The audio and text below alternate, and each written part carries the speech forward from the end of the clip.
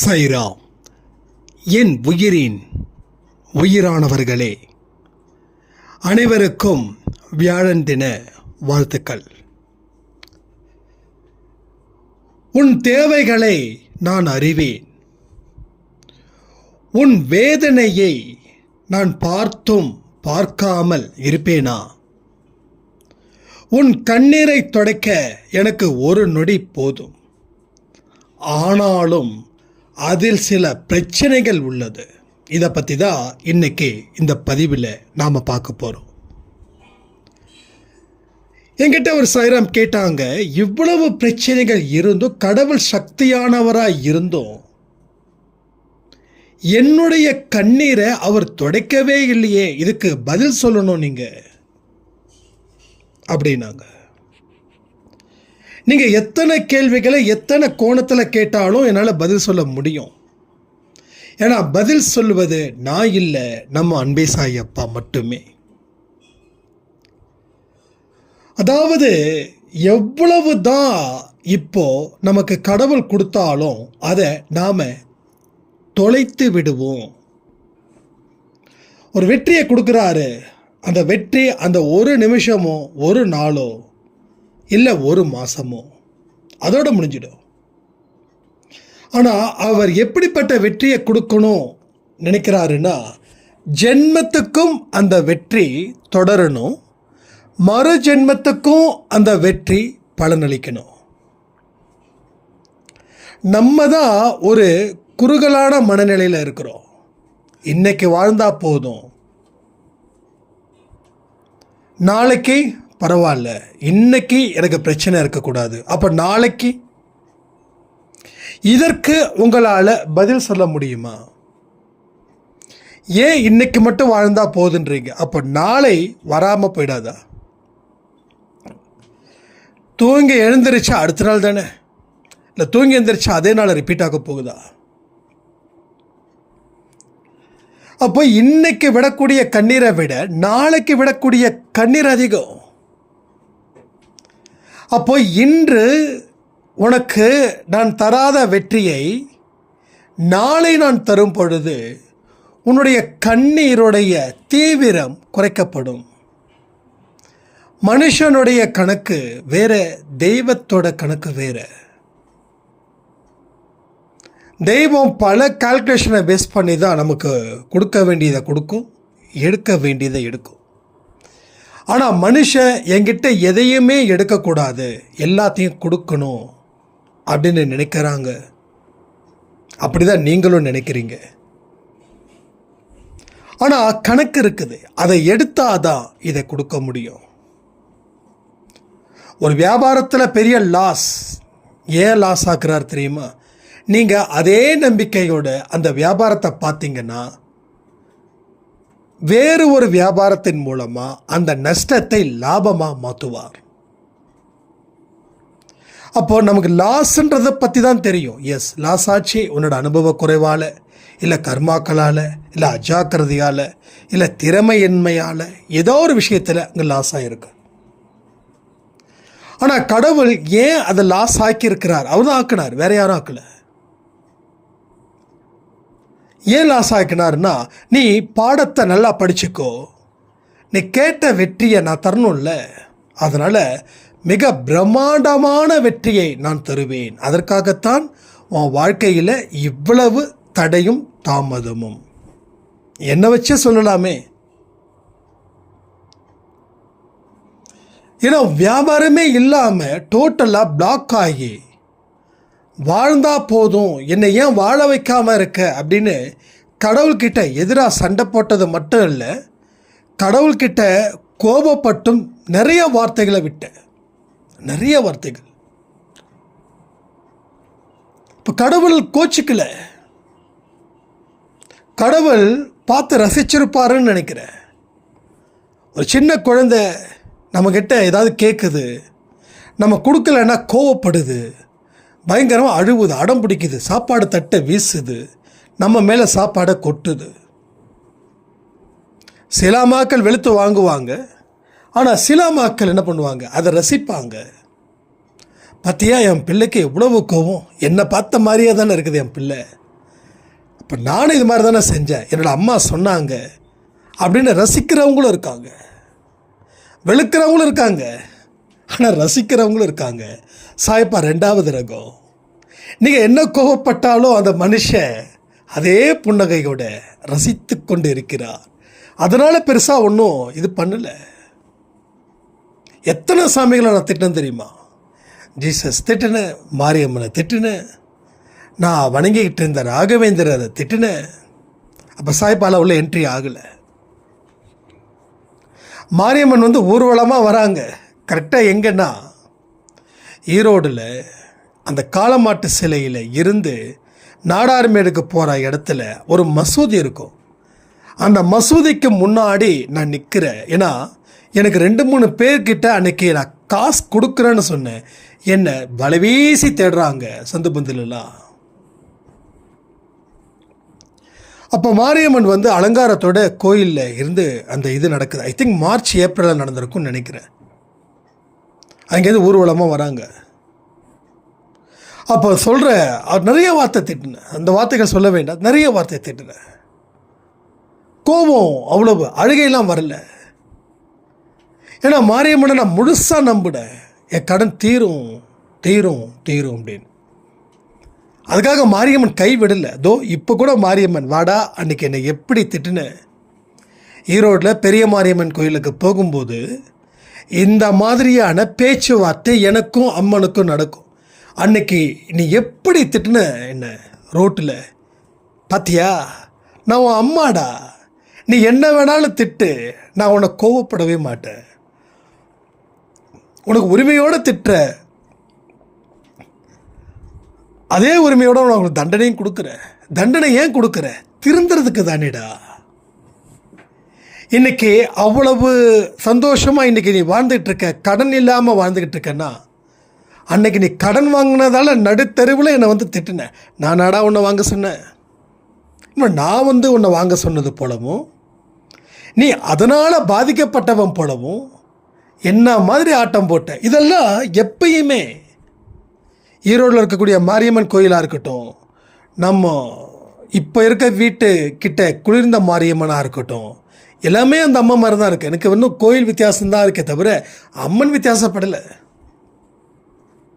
எப்பயும் நான் சொல்கிறேனே, ஒருவேளை ஈரோடுக்கு போகும்போது காரில் போகிற மாதிரி இருந்துச்சுன்னா, எடுத்த உடனே முதல் பாட்டு கரகாட்டக்காரன் படத்தில் மாரியம்மா மாரியம்மா அந்த பாட்டை போட்டுட்டு தான் அடுத்தது சாயப்பா சாங்கே ப்ளே ஆகும். ஏன்னா என்னுடைய உசுறு மாரியம்மன்.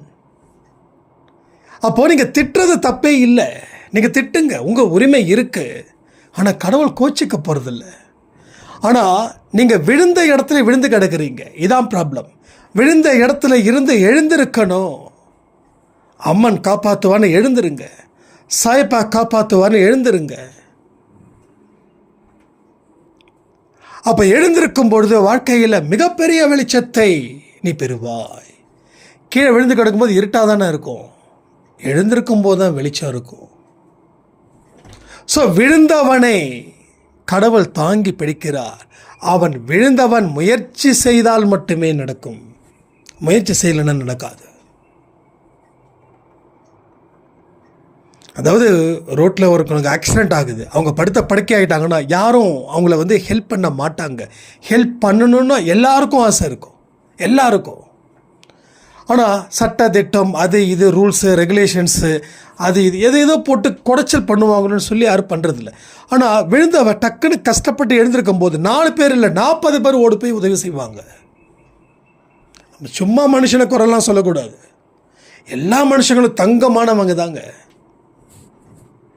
திருடுறவனுக்கு கூட இதயம் இருக்குது, இல்லைன்னா சொல்லிட முடியாது. சும்மா நாம் வந்து இஷ்டத்துக்கு வெறுக்கணுன்றதுக்காக பேருக்காக வெறுத்துக்கிட்டு பெருமைக்காக வெறுத்துக்கிட்டுலாம் இருக்கக்கூடாது. எழுந்திருக்கிற நிலைமை இருந்தாலும் ஓடோடி போய் உதவிகள் செய்வாங்க. எல்லாரும் பேசுகிற நானும் சரி, கேட்குற நீங்களும் சரி. அப்போது எழுந்திருக்கக்கூடியவனை அவன் முயற்சி செய்கிறதால பல பேர் பற்றி தூக்குறாங்க. அதே போல் விழுந்த நீ எழுந்திருக்க முயற்சி செய்யும்போது அங்கே ஒரு கை வரும். அந்த கை தான் கடவுளுடைய கை. விழுந்தவனை தூக்கி எழுந்திருத்து நின்று வாழ்க்கையை வாழுன்னு சொல்லி முதுகலை தட்டி கொடுத்து தலையில் ஆசீர்வதிக்கிறவர் தான் உங்களோட கடவுள். நீங்கள் எத்தனை ஜென்மத்தில் எத்தனை கடவுள் வணங்கினாலும் அத்தனை கடவுளும் உன்னிடத்தில் தான் உள்ளது. அத்தனை கடவுள் உன்னிடத்தில் தான் உள்ளது. அதில் மாற்றுகிறதே இல்லை.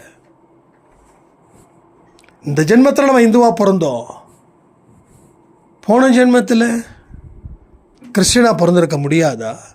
முஸ்லீமாக பிறந்திருக்க முடியாத? மதத்தை வெறுக்காத. மதத்தை வெறுக்கிற உன்னால் மனுஷனையும் வெறுக்க முடியும். மதத்தை நீ அன்பு மதத்தை மரியாதை கொடுத்தனா எல்லா மனிதர்களிடத்திலும் நீ அன்பாய் இருப்பாய். எல்லா கடவுளும் எல்லா மதமும் ஒன்று. ஏன்னா நீ எத்தனையோ ஜென்மங்களாக இந்த பொறுப்பை எடுத்திருக்க. ஒரு ஜென்மத்தில் கூட நீ கிறிஸ்டியனாக பிறந்திருக்க மாட்டியா? நீ முஸ்லீமாக பிறந்திருக்க மாட்டியா? நீ கீழ் ஜாதியாக பிறந்திருக்க மாட்டியா? மேல் ஜாதியாக பிறந்திருக்க மாட்டியா? பிச்சைக்காரனாக பிறந்திருக்க மாட்டியா? பணக்காரனாக பிறந்திருக்க மாட்டியா? யாராவது இல்லைன்னு சொல்லிட முடியுமா? அப்போ எந்த மனுஷனையும் நீ வெறுக்காத. வெறுக்கிறது உன் வேலை இல்லை. அன்பு செலுத்துவதும் உதவி செய்வதும் உனது வேலையாக இருக்கட்டும். அன்பு செலுத்து, உதவி செய். நீ உதவி செய்யலைனாலும் பரவாயில்ல, அன்பு செலுத்து, அக்கறையோடு இரு, உண்மையாக இரு, நடிக்காத. உன்னுடைய போலி தோற்றத்தை கடவுள் வெறுக்கிறார். உன் போலி தோற்றத்தை மனிதர் ஆதரிக்கலாம், ஆனால் கடவுள் வெறுக்கிறார். போலியான அன்பை கொடுக்காதால மற்ற மனுஷனை வேணால் மயங்கிடலாம், ஆனால் கடவுள் மயங்கலை. கடவுள் மயங்க வேண்டும் என்றால் உண்மையாக இரு, உண்மையாக ஆதரி, உண்மையாக அன்பு வை. உன்னால் உண்மையாக அன்பு வைக்க முடியலையா? அப்போ போலியாக அன்பு வச்சிடாத. ஒன்று கோர்ட்டுக்கு இந்த பக்கம் வாழணும், இல்லை கோர்ட்டுக்கு அந்த பக்கம் வாழணும்.